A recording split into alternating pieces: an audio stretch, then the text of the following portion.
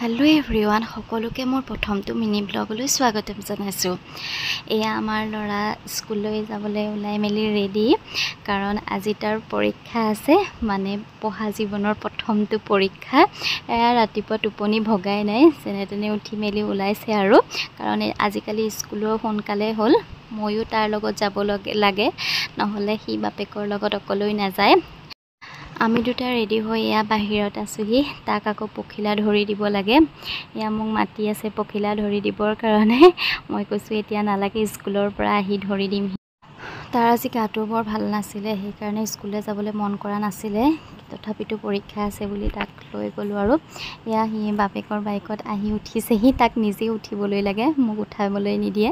এয়া আমি আহি আছো আহি এয়া স্কুল পালোহি। গাটো অলপ বেয়া হৈ থকাৰ কাৰণে সি দেউতাকৰ কোচতে তেনেকৈ শুই গৈ আছে আৰু এয়া স্কুলত থলোহি। সি আজি যাব মন কৰা নাই আৰু অলপ কান্দিলেও বাৰু ভিতৰত যেতিয়া সোমোৱাই দিছিলোঁ।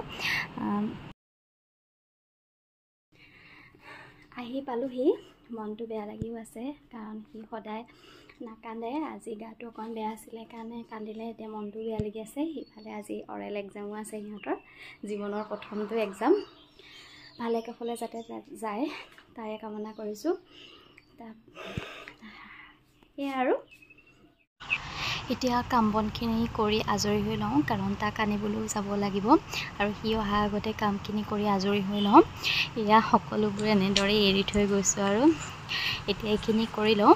আজি ভিডিঅ'টো ইমানতে সামৰিছোঁ। নতুন এটা ভিডিঅ'লৈ পুনৰ লগ পাম। Bye bye.